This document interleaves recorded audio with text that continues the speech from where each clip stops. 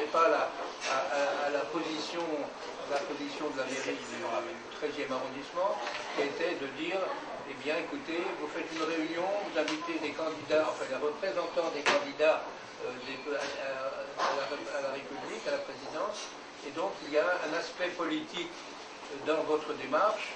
Alors, on ne veut pas, c'est une règle dans les mairies de ne pas accueillir à l'intérieur des associations, à l'intérieur des salles qui sont prêtées, eh bien, de recevoir des partis politiques et faire des débats politiques. Bon, bref, nous, ce n'est pas vraiment un débat politique, puisque c'est plutôt économique, et l'objectif est essentiellement axé sur la création d'emplois qui proviennent à partir du développement des entreprises, et notamment, nous, on estime pas du CAC 40, bien sûr, parce que le CAC 40, c'est pas lui qui est créateur d'emplois, malheureusement, et au contraire, ce sont les petites entreprises et les toutes petites entreprises. Alors, il y a eu, tout récemment, pour ceux qui suivent un peu le monde économique, il y a eu un rapport qui s'appelle le rapport Ramex. Le rapport Ramex, eh bien, M. Ramex était un ancien secrétaire général de la COB, aujourd'hui ça s'appelle l'AMF. Il a été on le connaissait personnellement, on connaissait son prédécesseur. Ramex a été secrétaire général de la COB entre 1990 et 1997. Et là aujourd'hui, enfin, à la demande du Premier ministre ou quelque chose, et il n'y a rien eu de fait concret dans ce sens, peut-être qu'il y aura des nouvelles informations, mais il a conclu que les petites entreprises eh bien, ne pouvaient pas avoir accès au financement en fonds propres par l'intermédiaire du marché boursier, où là, les grandes entreprises, le CAC 40 et compagnie, eh bien, se régalent avec l'argent des petits épargnants. Alors, entre parenthèses, on nous sert à boire. Je vous signale que c'est nous, c'est l'association qui vous invite. Vous n'avez pas payé. Alors, n'hésitez pas, si vous hésitez à prendre une consommation, prenez-la. Deux, c'est une dîner. Voilà. Alors, donc, pour revenir un petit peu, eh bien, donc, aujourd'hui, ben, pour nous, c'est quelque chose de très important. Et je remercie tous les représentants des candidats à la présidence d'être ici présents, d'avoir fait l'effort, parce que ils peuvent se poser la question, c'est une petite association, bien que nous avons une envergure nationale, puisque des entreprises de tous les coins de France viennent nous voir, viennent l'utiliser. Nous avons aujourd'hui créé un marché de gré à gré dont je toucherai deux mots, mais ce marché de gré à gré, eh bien, il y a 10 entreprises pour l'instant, c'est la petite bourse. Notre objectif, c'est d'en avoir 100 d'ici la fin de l'année. Et peut-être avec le concours, justement, de nos amis représentant les candidats, et peut-être qu'ils pourront effectivement porter la bonne parole, si par malheur, par dommage, dans le schéma du développement économique que les candidats n'ont peut-être pas réfléchi sur cet aspect de fonds propres et surtout de quelque chose d'inattendu. L'inattendu, c'est de dire on va créer une bourse sans la bourse. Alors ça, c'est quelque chose qui n'est pas dans les mœurs. Il faut l'expliquer et c'est difficile à passer. Moi, je suis persuadé que beaucoup d'économistes, beaucoup de spécialistes de la finance connaissent le principe mais n'ont pas l'idée de le mettre en place. Et alors nous, on a l'idée de le mettre en place puisque depuis 1982, nous sommes à l'origine de la création du second marché, le second marché boursier. Et ce second marché boursier, à l'époque, moi j'étais syndicaliste de la bourse, et finalement, lorsque la gauche est arrivée, en 1982, il y a eu panique à la bourse, puisqu'on a nationalisé 60% des grandes valeurs qui étaient le CAC 40 à l'époque. Et bien finalement, pour l'emploi en tant que syndicaliste, on était très inquiets. Et on a demandé, en tant que tous les syndicalistes réunis de la Bourse de Paris, que ce soit CGT, CFDT, CFTC et finalement tous les cadres, on a tous réunis demandé, pour sauvegarder le maintien de l'emploi à la Bourse de Paris des salariés, on a demandé une entrevue avec le nouveau ministre des Finances, qui était à l'époque, qui venait d'être nommé tout juste, 24 heures avant, c'était Jacques Delors. Alors Jacques Delors parlait de bourse, on avait une appréhension quand même, hein, petite appréhension, on se disait comment on va être reçu. Alors finalement, on a été, en tant que syndicaliste, pour sauver l'emploi, et on a été bien reçu, écouté, d'une manière très sympathique, et moi, au titre de mon expérience, il faut savoir que depuis, je suis rentré à la Bourse de Paris en 1949, et depuis 1949, je militais pour l'idée que la bourse devait être ouverte aux petites entreprises. Il faut savoir qu'avant 1949, eh bien, la bourse était réservée uniquement aux très grosses entreprises. Pourquoi? Parce que les agents de change de l'époque, on appelait ça les agents de change, eh bien, les agents de change de l'époque eh bien, estimaient non rentable de s'occuper des petites sociétés. Ils l'avaient relégué dans une petite coin de la bourse qui s'appelait l'hors-cote. Et les petites sociétés qui voulaient rentrer passaient par le hors-code d'une manière tout à fait ponctuelle et accidentelle. Et donc, lorsque la gauche est arrivée, moi, la proposition, c'était de dire il y a des milliers d'entreprises, des dizaines de milliers d'entreprises qui pourraient être cotées sur ce marché hors-code et faire maintenant un marché beaucoup plus attractif et plus apporteur de financement. Et finalement, je défendais ça, l'idée, depuis 1949, 50, 59, j'avais 14 ans. Hein. Alors au début, je ne défendais pas trop. Mais les années ont passé, et quand je suis devenu syndicaliste, militant syndicaliste, eh bien, l'idée de défendre le rôle économique de la bourse envers les petites entreprises s'est développée. Et finalement, donc, quand on a rencontré Jacques Delors, moi j'étais porte-parole de cette idée, tout simplement. Et qu'est-ce qui s'est passé?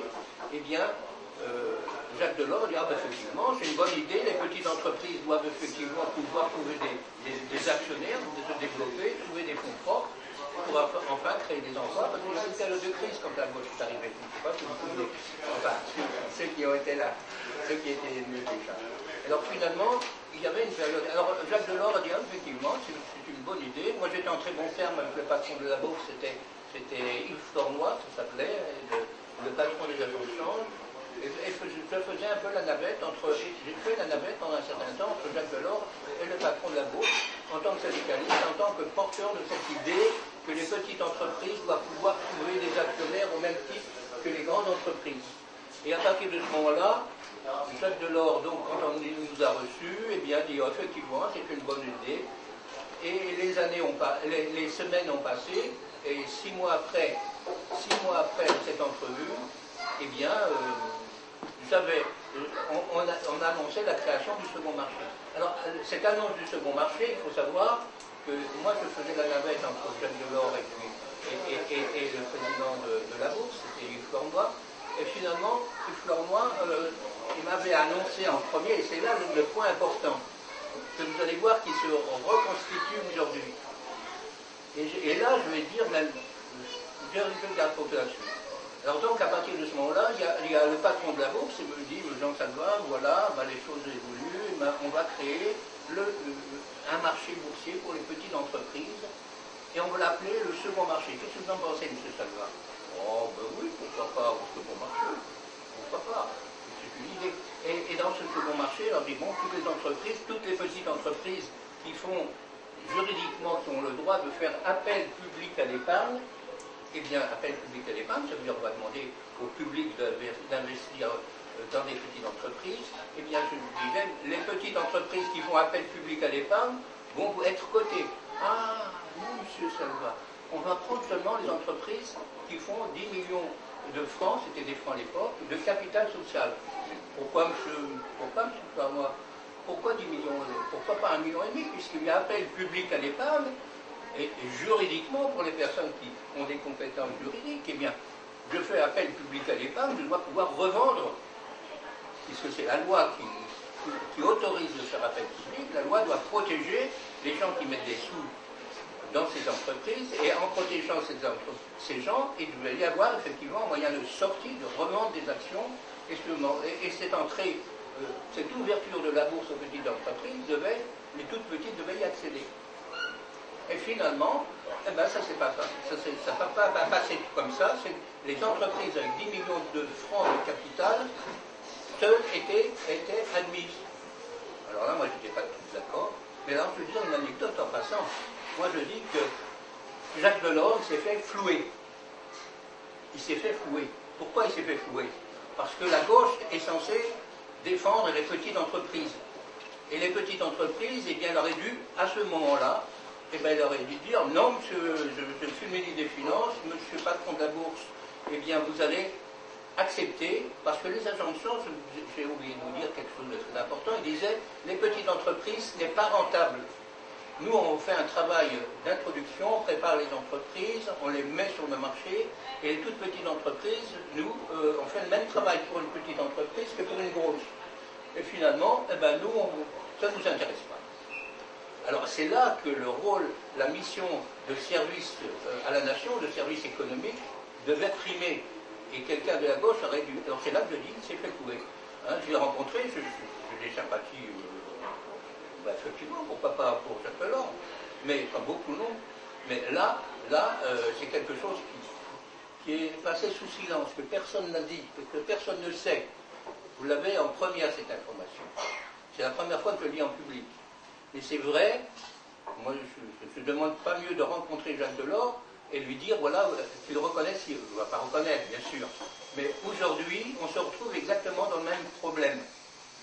Le même problème, je disais M. Ramex tout à l'heure, de la COB, qui a donné le rapport Ramex, eh bien il dit les petites entreprises, la bourse n'en veut pas, parce que c'est pas rentable, c'est mot pour mot dans son rapport. La bourse n'en veut pas. Alors pour les PME, qu'est-ce qu'on peut penser pour les TPE, les très petites entreprises? Alors là, bien sûr, là il n'y a rien. C'est le vide absolu. Alors, une entreprise qui veut grandir, elle est condamnée à vivre, à survivre pour quelques années, elle va plafonner, et un jour ou l'autre, si elle veut grandir, elle va s'endetter, et elle a une chance sur deux, une chance sur trois, de se casser la figure, parce que si elle est trop ambitieuse, elle va avoir des difficultés de fonds propres, parce que l'endettement aujourd'hui des entreprises, il passe essentiellement par les fonds propres. Si vous voulez avoir un financement bancaire, eh bien, la banque va dire, vous avez combien de capital, monsieur? Ben, le capital, il faut faire une augmentation de capital, sinon vous ne faites pas, parce que vous êtes déjà au maximum, vous êtes déjà endetté, et je vous assure que c'est exactement ça. Alors aujourd'hui, lorsque je vois dans les programmes en général, dans les programmes, qu'on va faire une banque de financement des entreprises, on va faire des carnets pour les particuliers de financer dans les entreprises, mais le financement de ces fonds, ce sera de l'endettement. Ils ne vont pas déposer la quasi-totalité de ces fonds, ce qui est prévu pour financer les entreprises, c'est des financements sous forme d'endettement, sous forme de fonds propres, c'est-à-dire qu'on met de l'argent dans l'entreprise et on ne le retire pas. On n'a pas à le rembourser. Et là, les investisseurs aujourd'hui, et les fonds justement d'État qui mettent des fonds propres, ils veulent quand même sortir un jour. Et qu'est-ce qui se passe? Au lieu de laisser l'entreprise grandir, ils vont sortir de leur investissement, c'est-à-dire revendre leur participation dans le capital des entreprises à des plus grosses entreprises. Et les grosses entreprises, qu'est-ce qui vont se passer? Ils vont mettre un grappin dessus, ils vont reprendre l'activité, les brevets, la clientèle, et puis hop, elle va disparaître l'entreprise. Voilà. Alors donc aujourd'hui, le problème des fonds propres, c'est fondamental. Fondamental, et je suis vraiment très malheureux parce que depuis 1982, avec Didier Salva, eh bien, on se bat pour que justement ce marché d'action que nous avions fait éclore avec le second marché, eh bien, ce marché d'action s'ouvre aux petites entreprises. Alors, quand même, en passant, nous ne sommes pas restés inactifs en 1982, puisque quand il y a eu la création du second marché et que nous n'étions pas d'accord, nous avons créé, le C2IB, Didier et moi, nous avons créé le troisième marché. On a fait ça aussi le hors-code d'acclimatation. Le troisième marché, le jour de l'inauguration du second marché, le 2 février 1983 à la salle Pleyel, c'était à 20h, nous à 18h, on faisait une contre-inauguration. Une contre-inauguration, pour dire on n'est pas d'accord, une contre-inauguration, on va créer une bourse pour les petites entreprises en utilisant ce qui existe, le marché hors-code. Alors donc, comment on faisait à l'époque? Eh bien, il faut savoir que la profession des agents de change, à un moment, elle était en péril, puisque l'activité était des apporteurs d'affaires, parce que la bourse, ça vit en commission. des commissions sur chaque fois qu'il y a une opération de bourse, eh bien, les intermédiaires touchent une commission. Et les agents de change, il y a quand même beaucoup de milliards qui s'échangent, et même si on ne touche que 1% sur tous ces milliards, c'était grassement payé. Le seul problème qui se passait à l'époque, eh bien, il se passait la chose suivante, c'est que les banques avaient le monopole précisément de la collecte des ordres de bourse avec leur réseau. Et finalement, qu'est-ce qui se passait? Eh bien, ils ont vu d'un très mauvais œil le fait que justement il y a eu un basculement de la clientèle des banques en retour vers les agents de change. Et là, il y a eu un gros problème. Et c'est là que tout doucement, les choses ont évolué. Alors voilà. Alors aujourd'hui, j'en termine avec cette présentation du passé. Et aujourd'hui, on a mis en place donc un marché de gré à gré, puisqu'il n'y a rien qui n'existe. Et à partir de ce moment-là, ce marché de gré à gré, eh bien, on voulait avoir, on ne voulait pas trop vous faire attendre, pour les amis des représentants des candidats qui sont venus, je vous remercie. Eh bien, je vais vous laisser peut-être vous présenter chacun. Est-ce que Didier, d'abord, comment est-ce que j'ai suivi l'ordre du programme? Oui, c'est vrai qu'on voudrait éviter de rentrer dans la politique. À la fois, on voudrait essayer de rester le plus technique possible. Bien qu'il y ait une méconnaissance, et c'est un peu une des raisons de notre réunion de ce soir, c'est de faire découvrir aux représentants ou aux candidats ces mécanismes de solidarité, de finances solidaires, vraiment d'orienter l'épargne individuelle au capital de toute entreprise. C'est à la fois de la finance, à la fois de la solidarité, puisque ça crée des emplois. Enfin, il y a des mécanismes extraordinaires qui sont délaissés, malheureusement, comme expliquait Jean Salva, faute de rentabilité pour les professionnels. Donc, nous, on ne prétend pas avoir la solution miracle. On a une trentaine d'années d'expérience, aider environ 60 entreprises à collecter environ pas loin de 100 millions d'euros auprès de 30 000 personnes. Donc, on peut dire qu'on est... Enfin, je pense que c'est une expérience intéressante à disposition des politiques, justement. Et là, on voudrait éviter que vous partiez trop dans le financement au sens large, parce qu'on peut partir un petit peu comme disait Jean Salva, sur tous les mécanismes d'endettement et autres. On voudrait essayer que vous restiez le plus possible, en fonction de votre... Je ne peux pas vous empêcher de dire ce que vous voulez, mais d'essayer de rester le plus possible sur ces mécanismes d'actionnariat, de marché d'action pour les petites entreprises. On se doute bien que c'est un sujet un petit peu technique et inhabituel, mais si vous pouviez essayer de faire l'effort et pas trop vous en éloigner, ce serait sympathique. Voilà, bon, on va passer tout de suite la parole un petit peu dans l'ordre au hasard. Monsieur Haddad du BNP, si vous voulez vous présenter quelques instants. Bien sûr. D'abord, merci pour cette invitation, parce que c'est vrai que il y a beaucoup de choses qui existent pour représenter effectivement les patrons du CAC 40, des associations, des organisations, des groupes de pression. Il y en a beaucoup moins qui se battent, comme le fait votre association, pour les TPE et les PME. Et pardon de faire une introduction un peu générale, cher Monsieur Salva, mais je pense quand même que c'est nécessaire de remettre en perspective l'état de notre économie qui a très souvent délaissé ses PME. On parle beaucoup de l'Allemagne comme repère, comme modèle.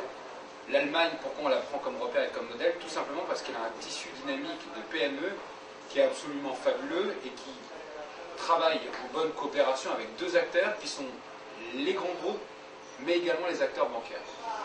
Alors, évidemment, quand il y a une crise financière comme celle qu'on a connue récemment, qui s'est mutée après en crise économique, les premières à en payer les pots cassés, ça peut être les PME. Et c'est pour ça que nous, sans rentrer trop dans les détails du bilan, mais on a quand même voulu maintenir ce tissu PME, parce que sans ce tissu PME, nous n'aurions pas pu éventuellement évaluer les mécanismes d'actionnariat dont vous parlez. Et dans ce cadre, on a créé un médiateur du crédit qui a permis de solidifier l'état des PME, notamment sur la base de leurs fonds propres. On a créé également cette banque de l'industrie qui aujourd'hui est promise par certains, mais qui existe déjà. C'est quand même ça qui est hallucinant, c'est la première fois que dans un débat politique, il y a des gens qui proposent quelque chose que nous avons déjà créé. Et nous avons donc mis en place cette OSEO Industrie qui va avoir 1 milliard d'euros pour financer les PME. Plus largement, l'idée c'est de mettre en avant toute initiative qui permet l'entrepreneuriat.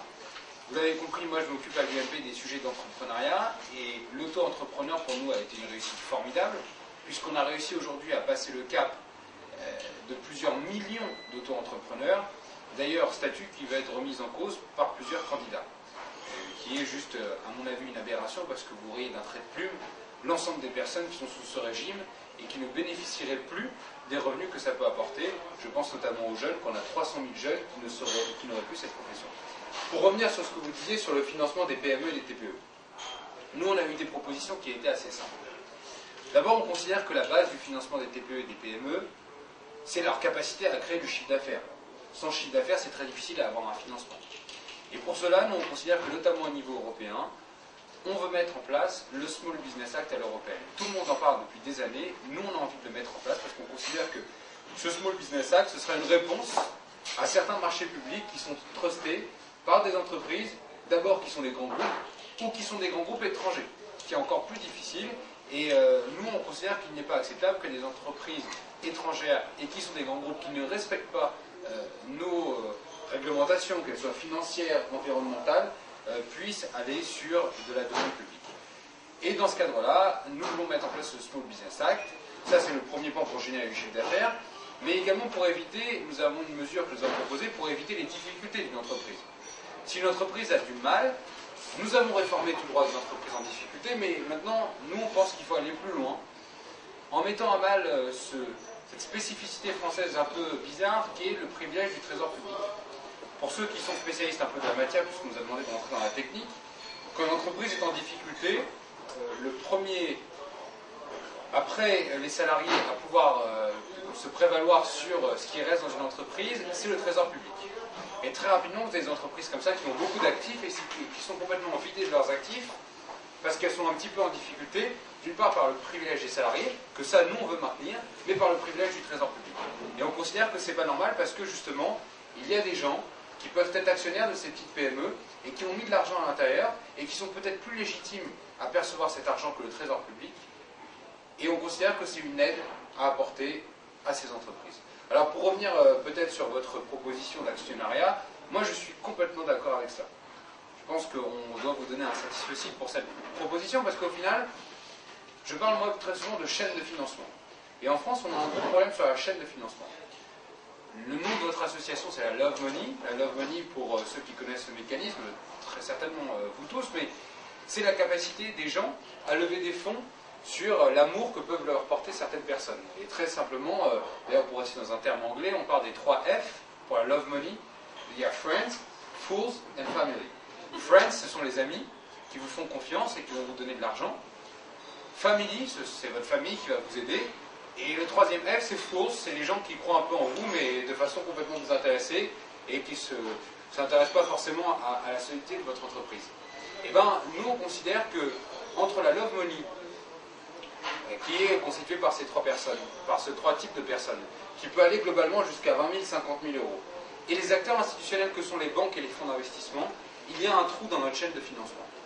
C'est-à-dire que la banque, le fonds d'investissement, va arriver à partir de 200 000, 500 000, considérant qu'elle peut investir et elle a un taux de rendement qui est nécessaire, qui est globalement aux alentours de 10%. Alors que les personnes qui vous font de la Love Money, eux seront sur des taux de rendement qui seront inférieurs à cela. Et nous, on considère qu'il y a un trou dans la chaîne de financement qui doit être pourvu. Et elle doit être pourvue par, nous, on pense, des acteurs comme les Business Angels.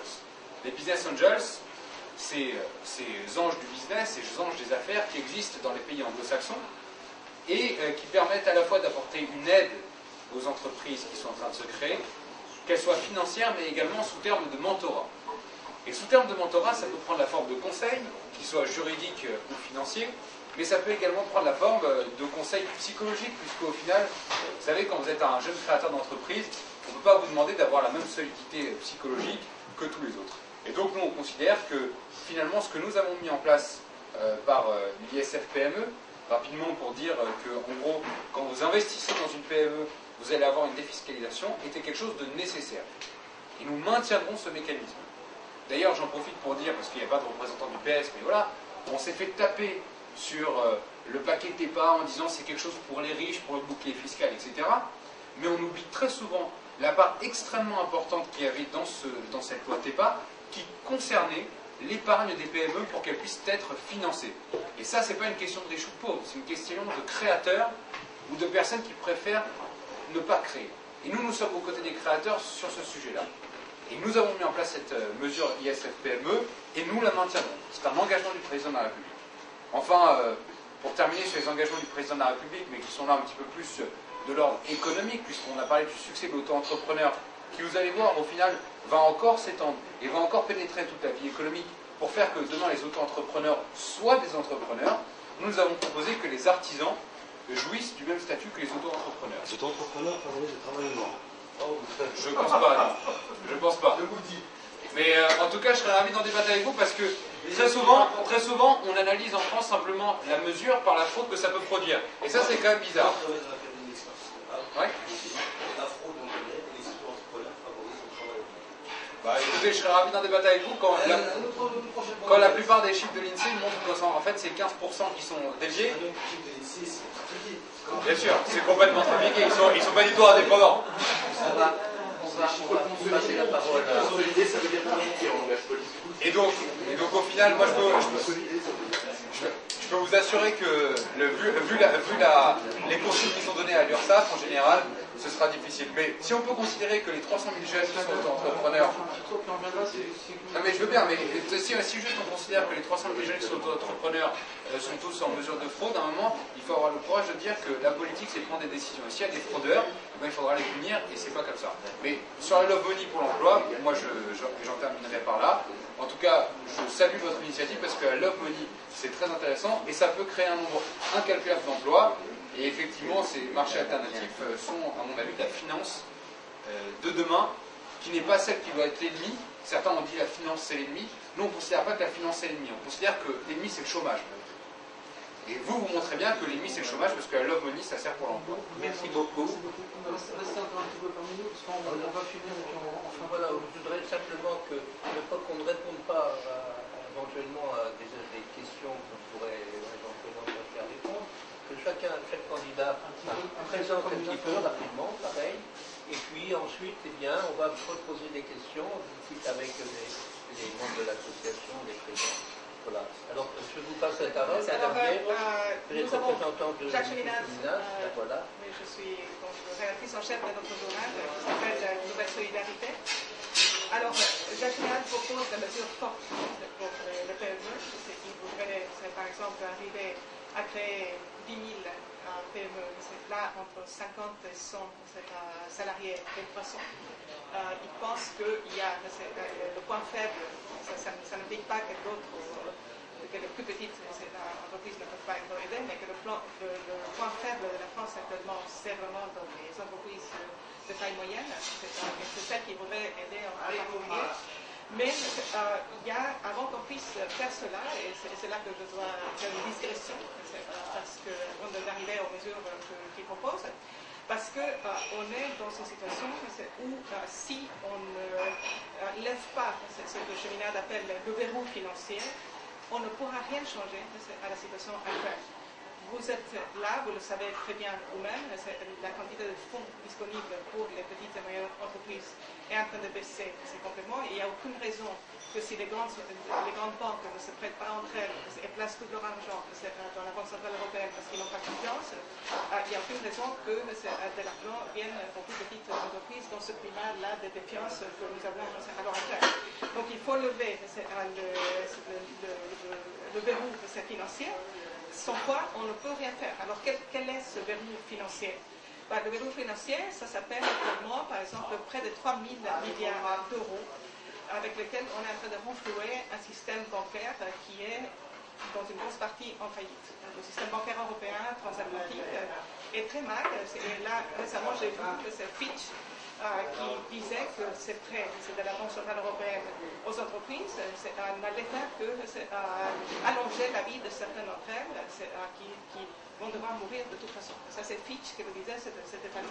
Donc il y a une situation dans laquelle la Banque centrale européenne vient d'accorder 1 000 milliards d'euros de prêts de 3 ans à plus de 800 établissements bancaires.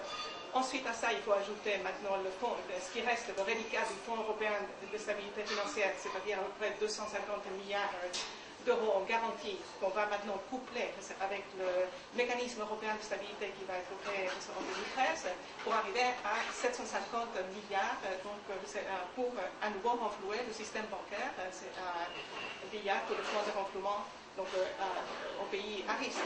Et en plus de ça, il faut ajouter donc 1000 milliards que le Fonds monétaire international essaye de rassembler pour venir en aide de l'Espagne et de l'Italie lorsque ces pays-là seront mal. Donc on a donc, tout l'argent que nous n'avons pas, en fait, c'est presque 3 000 milliards d'euros, est là à renflouer un système qui, pour une bonne partie, est en faillite. Et je crois que vous êtes ici entrepreneur, vous savez ce que ça veut dire lorsqu'on commence à rajouter de la dette à la dette, ça amène tout simplement à détruire les parties saines qui restaient dans l'entreprise. Donc, face à ça, donc, Cheminade dit qu'il faut arrêter les prêts. Il faut prendre le taureau financier par les cornes et il faut faire ce que Roosevelt a fait en 1933, c'est-à-dire une mise en faillite contrôlée de l'économie de titres toxiques. Donc on ne peut pas continuer à la fois à payer ces renflouements et à développer les entreprises, à développer le crédit au ménage et le social. C'est impossible. Donc il faut choisir sur quoi on va réellement dans le mur. Et on peut choisir de façon tout à fait organisée, c'est-à-dire nous voulons créer une commission d'enquête sur les causes de la crise financière, un genre de commission PECORA, comme Roosevelt l'avait organisé à son époque. Et cette commission ira voir les causes de ces banques, verra lesquelles sont en faillite, lesquelles ne sont pas en faillite, mais qui ont besoin d'être restructurées, et celles qui ont besoin d'être fermées. C'est ce que Roosevelt a fait. Il y avait 16 000 banques aux États-Unis lorsque Roosevelt est arrivé au pouvoir. À peu près un petit tiers a été mis en faillite tout de suite, un deuxième tiers avait besoin simplement d'une mise en redressement judiciaire, c'est ce qui a été fait avec le fonds ensuite le fonds de Munich, et enfin il y avait un tiers qui n'avait rien et qui a pu continuer à fonctionner de plus belle. Donc ça c'est le type de choses qu'il faut faire actuellement, il faut le faire de façon républicaine, donc c'est aux élus de la République de voir ça à travers cette commission d'enquête parlementaire. Ensuite, ce que nous proposons, c'est de séparer ces banques en deux, de revenir à la loi Glass-Steagall qui sert aux États-Unis, avec d'un côté les banques d'affaires qui ont spéculé éventuellement et qui sont mal, et de l'autre côté, donc les séparer. Fini la banque universelle, des banques de crédit et de dépôt qui prêtent aux entreprises et qui prêtent aux particuliers. Et l'État doit protéger, doit s'engager à protéger tout ce qui est épargne populaire et tout ce qui est crédit à l'économie et ne doit plus protéger les banques d'affaires qui ont spéculé et qui sont mal. Celles qui s'en tirent bien et continuent. Mais celles qui sont mal, donc, comme il y a eu des cas de la province et compagnie, et dans l'accord, voilà, ça c'est la chose. Alors ensuite, on crée ce qu'on appelle, on revient au crédit productif public. C'est l'époque de Trente Glorieuses, c'est pour financer des très grands travaux, des grands projets d'infrastructure qui permettent de créer de l'emploi, mais dans la haute technologie.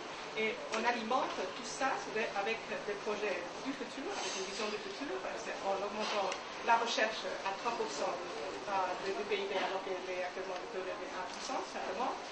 Et donc par là, on tire l'ensemble de l'économie de l'avant dans la production.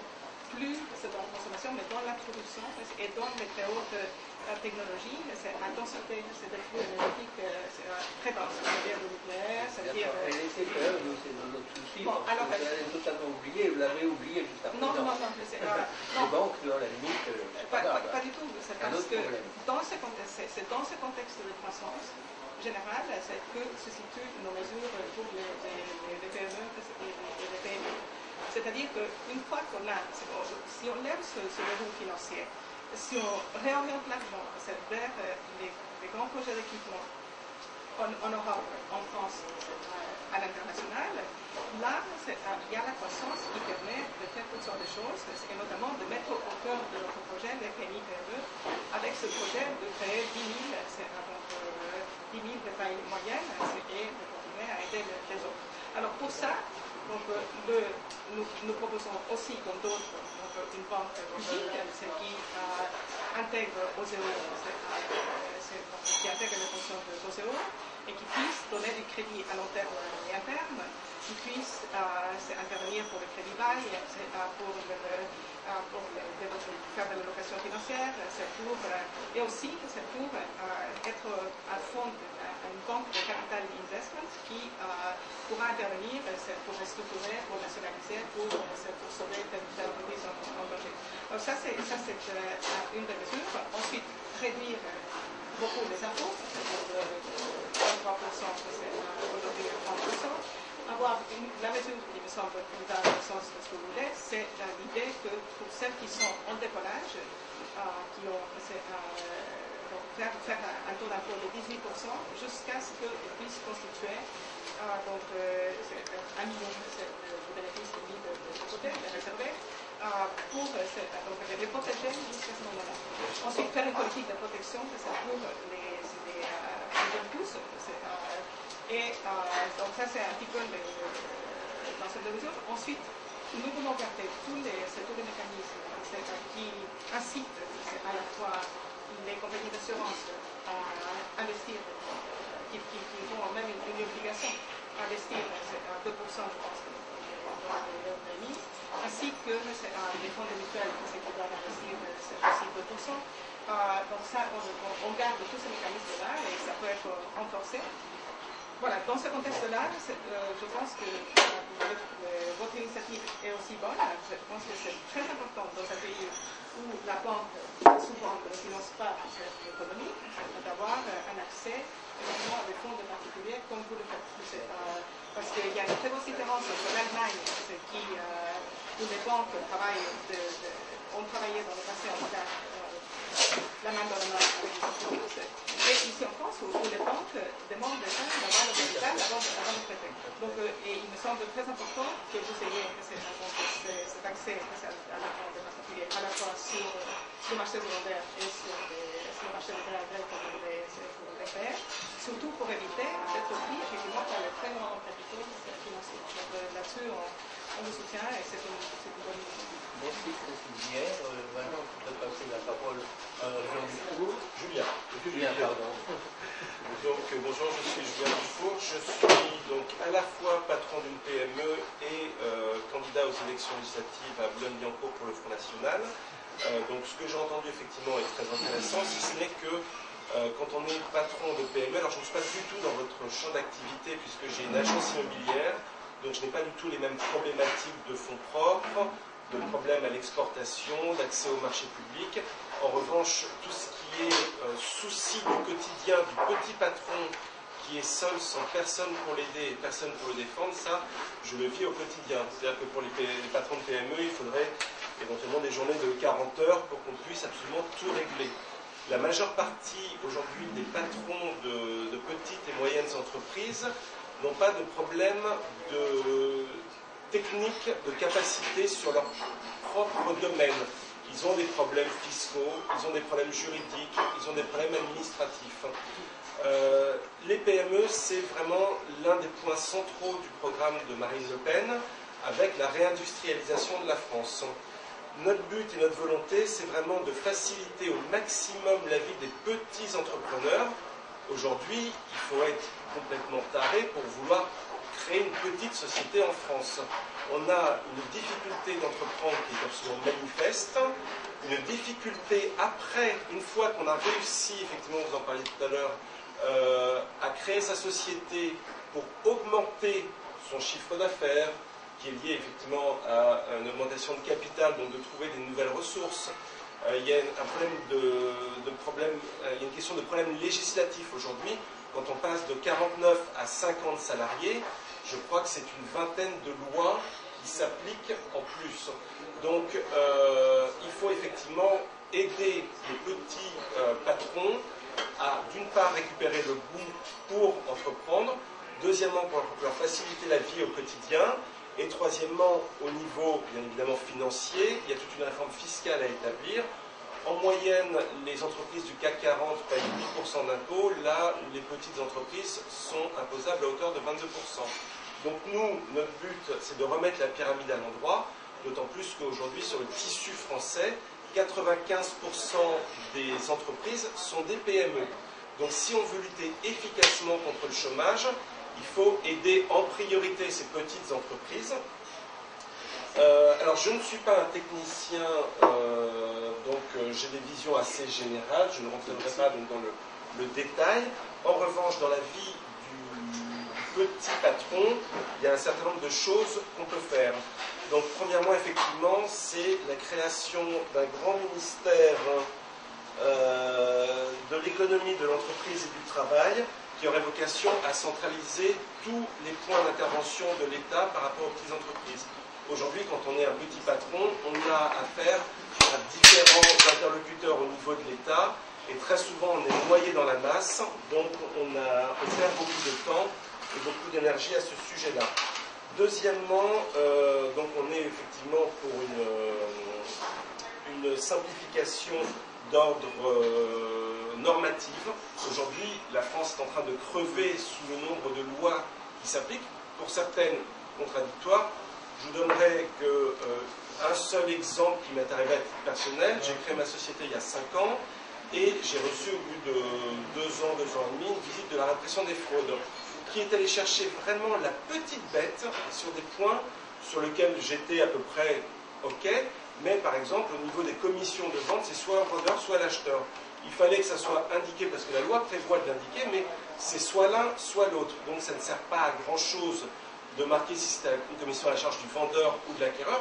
J'en ai fait part à la fonctionnaire qui était là pour me contrôler, en lui expliquant que c'était comme pile ou face. C'était l'un ou l'autre. On ne pouvait pas savoir en amont qui allait payer la commission, parce qu'il y a différentes possibilités.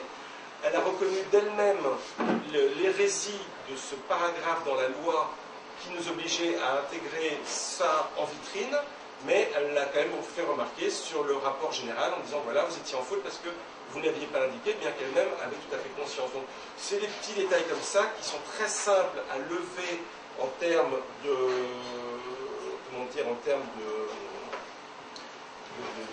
tracas de la vie quotidienne. Deuxième point, c'est de trouver des débouchés. Vous parliez tout à l'heure du Small Business Act à l'européenne. Il n'y a pas beaucoup de surprises pour vous dire que nous, on préfère ce genre de contrat, mais à la française. Qu'une petite entreprise lituanienne puisse avoir des parts de marché dans les administrations françaises, très bien. À titre personnel, on préfère que ce soit des entreprises françaises qui aient le marché, mais je pense que là, c'est la seule différence. C'est une des différences, c'est que nous sommes à l'échelon départemental et national, là où vous avez plutôt une vision régionale et européenne. Donc effectivement, aujourd'hui, 95% des petites et moyennes entreprises, des entreprises françaises sont des PME, simplement 30% ont accès au marché public, sachant qu'aujourd'hui, les normes de l'Union européenne interdisent de privilégier les entreprises françaises au détriment des entreprises étrangères. Voilà. Merci beaucoup. Alors, Didier, on va passer très rapidement 2-3 minutes le petit film qui va bien expliquer, qui va faire la liaison avec les questions qui vont venir de la salle, et puis moi aussi j'en ai une ou deux à ce conférence. Voilà. Alors tu passes le petit film. Alors il s'agit, je te laisse expliquer. Et favorise en tout cas le niveau local. Pour l'instant, une seule entreprise alsacienne a ouvert son capital à un investisseur intéressé, spécialisé dans l'Italie et d'ailleurs dans le nord de la région. Le dossier de ce journal, il est signé David Neveu et info, je t'ajoute. Une petite entreprise qui a connu une croissance fulgurante en seulement 4 ans. 2 salariés en 2008, 16 aujourd'hui, 5 nouvelles embauches programmées en 2012. ABS est spécialisé dans la métallerie chaudronnerie et son carnet de commandes ne cesse de croître. Ça, c'est des gouvernements pour le déchetterie à la salle de mine. Ça, c'est de l'escalier, on va pas dégueuler. C'est de la rénovation pour l'hôpital de Brumath. Ça, c'est des garde-corps pour l'hôpital de Michelaire. Fabrication d'œuvres, transformation opératoire, la poule des chemins à Blockheim, le niveau maternel de Berlin, c'est les 3 ça dure 2 minutes. Hein, si vous voulez. On va peut-être le remettre au début, comme il y a un dialogue. Au local, pour l'instant, une seule entreprise alsacienne ouvert son capital à tout investisseur intéressé, spécialisée dans la métallerie et les bailleurs dans le nord de la région. C'est le dossier de ce journal à la sécurité et anti-agitation. Une petite entreprise qui a connu une croissance fulgurante en seulement 4 ans. 2 salariés en 2008, 16 aujourd'hui, 5 nouvelles embauches programmées en 2012. ADS est spécialisé dans la métallerie chaudronnerie et son carnet de commandes ne cesse de croître. Ça, c'est le gouvernement pour une déchetterie à la salle de mine. Ça, c'est de l'escalier pour un particulier. Ça, c'est de la rénovation pour l'hôpital de Brumath. Ça, c'est du garde-corps pour l'hôpital de Richelieu. C'est une fabrication d'œufs. On va commencer l'opérateur. La cour des échevins à Blocksheim. L'école maternelle de Berlin. C'est les 3 chantiers directement. Besoin de passer à la vitesse supérieure, besoin d'argent frais pour 2012. Il fallait trouver près de 200 000 euros. En cette période où les banques sont de plus en plus frileuses, l'entreprise s'est tournée vers Love Money, une association parisienne qui lui a permis de trouver des actionnaires pour son financement. On est libre, vous n'avez aucune contrainte de remboursement, vous vous développez, l'actionnaire vous suit.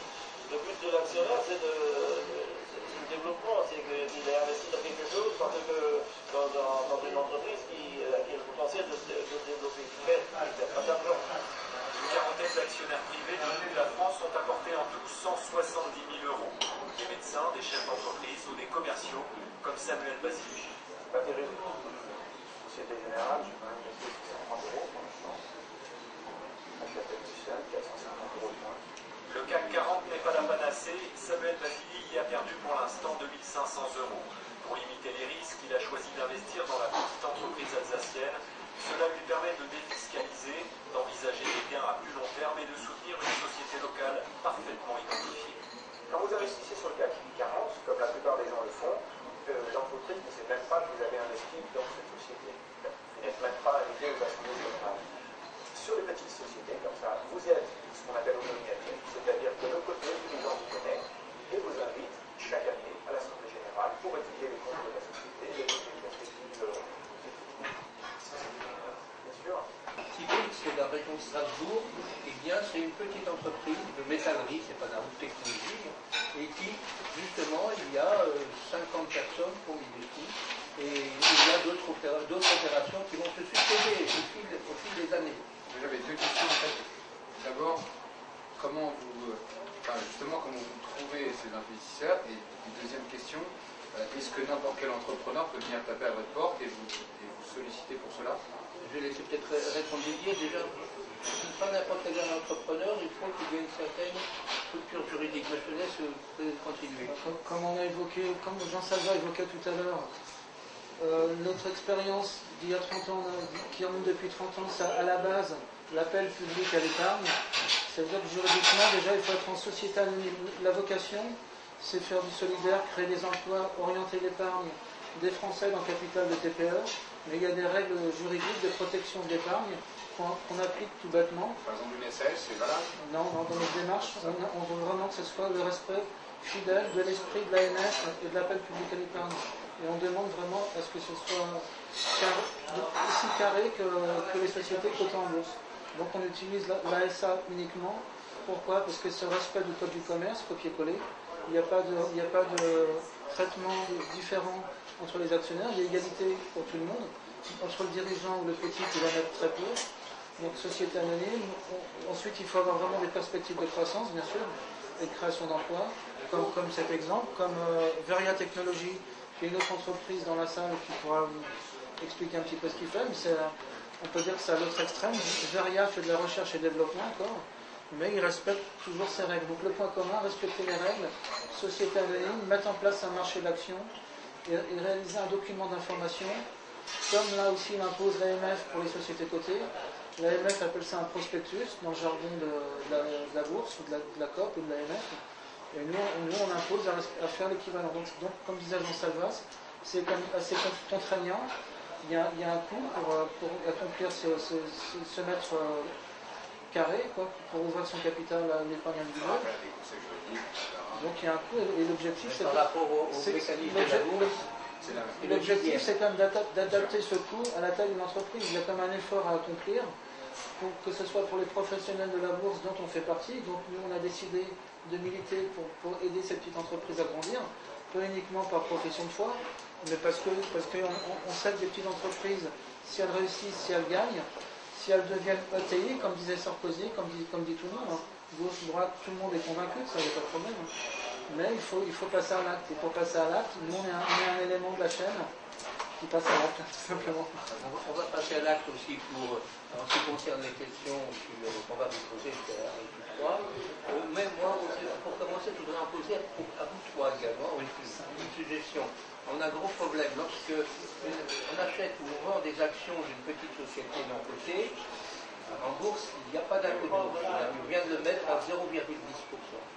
Et il y a, pour les sociétés non cotées, 1% d'impôt de bourse, de transaction. Ce n'est pas juste. Hein. C'est pas juste. C'est la première des choses. Ensuite, en ce qui concerne les plus-values.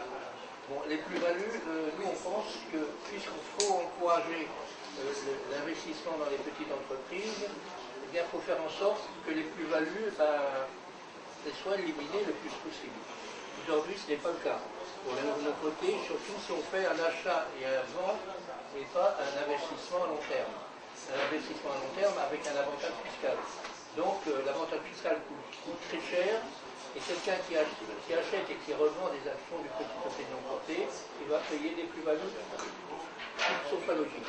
Ensuite, une troisième proposition, c'est valable pour le Fonds national, pour vous et pour Cheminade et pour Sarkozy.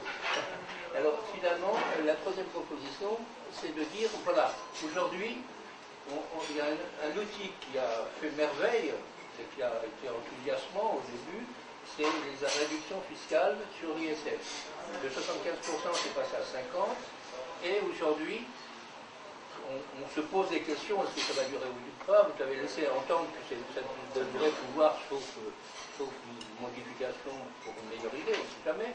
Eh bien, donc, nous, la proposition que l'on fait, ça coûte quand même assez cher, aux alentours d'1 milliard, et finalement, lorsqu'une entreprise, quelqu'un investit dans une entreprise, il a la chance de gagner.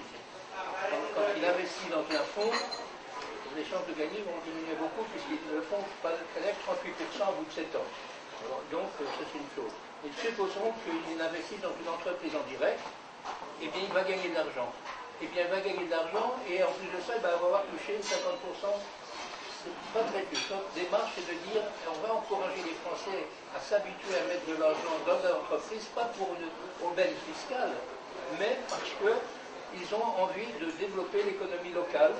Et pour ça, nous pensons qu'il faudrait faire une assurance, comme il y a au ZEO, il y a l'assurance lorsqu'on investit dans une entreprise, et qui soit payée en cas d'échec. Alors là, ça coûterait beaucoup moins cher, et ça inciterait les Français à découvrir le financement, à découvrir comment une entreprise doit payer à côté de choses dans son quartier et mettre des sous dedans. Voilà, c'est la proposition que je voulais. Maintenant, je voudrais peut-être vous poser des questions. Est-ce qu'il y a des personnes?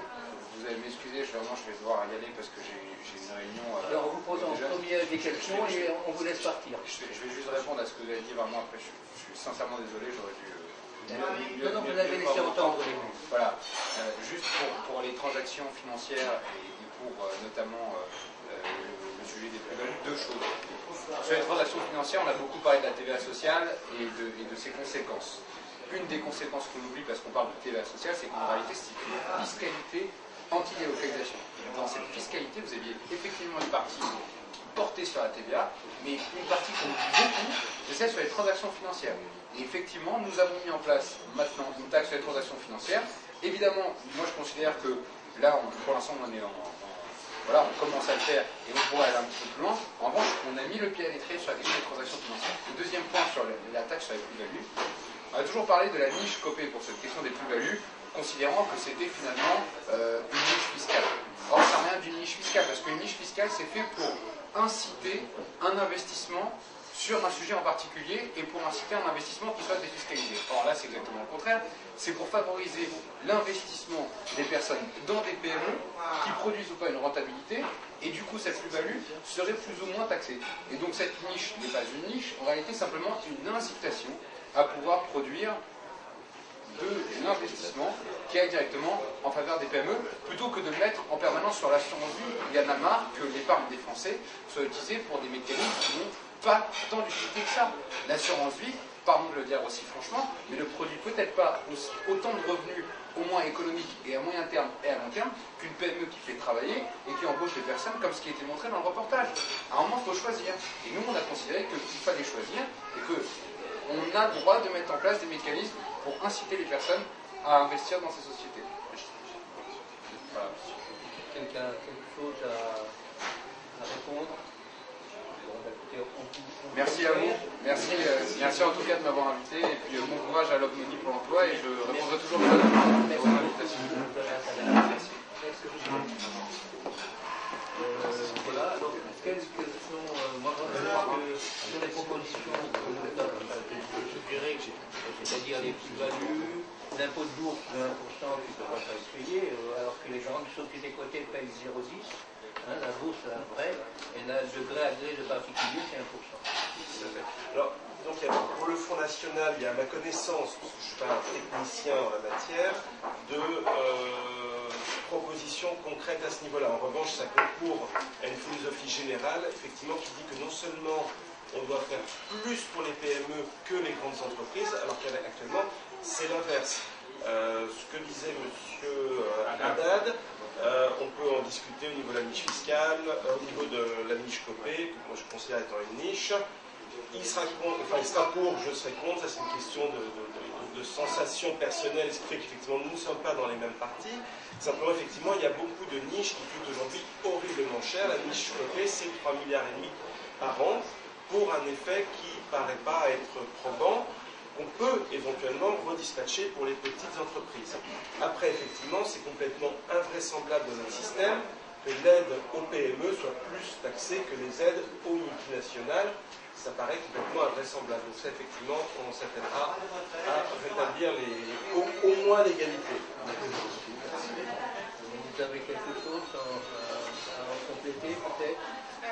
Donc, juste, j'ai oublié de dire que nous sommes aussi favorables, mais ça c'est presque tout le monde en France, à l'établissement de ce Small Business Act, de 25% des marchés publics, que ce soit en Europe, soit en France, c'est pas les premiers en vente. Et l'autre chose, c'est que, je ne sais pas, mais on ne peut pas éliminer le contexte mondial. Ah ben bien sûr. Non, mais on a une situation dans laquelle on a l'impression actuellement que ça va un peu mieux. Il y a le marché de l'immobilier qui repart un petit peu aux États-Unis, c'est quelques petits points de pourcentage. L'emploi, la bourse remonte, c'est comme si on la pousse. En fait, c'est pas une tendance à long terme. Ça vient du fait qu'on a tellement jeté de l'argent. Je crois que l'épargne de proximité, les bourses locales, eh bien c'est le contre-pouvoir justement de ce mondialisme. Les Français, les gens ont envie d'investir, ils ont investi en bourse, maintenant ça aura un rôle du mondialisme. Ils seraient prêts à investir localement afin de justement développer l'emploi et ils en profiteront doublement. Ils font un bon investissement, ils vont dans la région créer des emplois et eux-mêmes ils en bénéficient. Alors je crois que le mondialisme, le contre-pouvoir, c'est vraiment l'épargne locale et justement les marchés de gré à gré, pour s'éloigner de tout ça. Voilà. Il y a peut-être une question à poser. Pas complètement une question, mais on se rend compte, mais pourquoi c'est pas utilisé, tout le monde est d'accord sur ce que tu viens de dire, le contre-pouvoir des marchés financiers mondiaux, etc. Ce qu'on disait en métro hier, c'est quelque chose d'évident. L'actionnariat dans les petites entreprises de proximité, c'est un besoin économique et humain de relation. C'est vrai qu'il y a une méconnaissance des Français, tout simplement. des créateurs, des dirigeants d'entreprise et des particuliers actionnaires, investisseurs potentiels et des élus. Et il y a une méconnaissance des élus et c'est peut-être un petit peu ce qu'il faut qu'ils soient de gauche, de droite, à tous les niveaux dans les élus. Et des futurs élus, mais même au niveau des écoles de commerce, qui forment des managers internationaux, mais combien ont la volonté de créer une petite entreprise? Si chaque petite entreprise crée 1, 5, 15 emplois, c'est bien plus salutaire pour la France en règle générale qu'un qui réussirait, qui délocaliserait, supprimerait des emplois pour toujours gagner un petit peu plus de temps. On a vu de l'extrême gauche à l'extrême droite qui, a priori, semble d'accord avec ça. Mais pour la reconnaissance des élus sur ces mécanismes de marché d'action pour orienter l'épargne, comme on l'a vu dans les petites entreprises, on est en train de travailler à mettre en place une formation. Avec Mehdi, on a travaillé un programme de formation à l'attention des élus. On vous transmettra le réseau. On considère aussi que les élus ne sont pas formés. Ça, c'est un grave problème. Hein. Donc, les particuliers aussi, les chefs d'entreprise, parce qu'il y en a beaucoup qui n'ont même pas l'idée qu'ils pourraient ouvrir en fait, leur capital, qui ne connaissent pas du tout cette forme de possibilité. Et effectivement, les élus. Parce que ça pourrait être quelque chose qui figure dans vos programmes respectifs. Enfin, je n'ai pas d'attachement à sur l'économie, mais moi je voudrais aussi intervenir, je voudrais un peu rajouter sur le profil des entreprises qui peuvent faire appel, je dirais, à cette ingénierie financière. En termes de PME, ce n'est pas obligatoirement des entreprises artisanales, c'est-à-dire c'est des entreprises qui vont avoir un projet de développement qui vont même dépasser les frontières, puisque au jour d'aujourd'hui, ce sont des entreprises qui peuvent avoir et qui doivent avoir des ambitions non seulement nationales mais internationales et trouver des marchés à l'étranger. C'est pas parce qu'on est une PME qu'on ne peut pas vendre à l'étranger. J'ai même envie de dire, c'est la clé du succès. D'ailleurs, c'est ce qui se passe à l'heure actuelle. Par exemple, on parle beaucoup de la comparaison avec l'Allemagne. On dit voilà, l'Allemagne a des PME qui sont fortes, elles sont moins importantes, mais elles sont plus fortes. Elles sont plus fortes parce qu'elles peuvent se permettre de payer des missions à l'étranger, de chercher des marchés à l'étranger.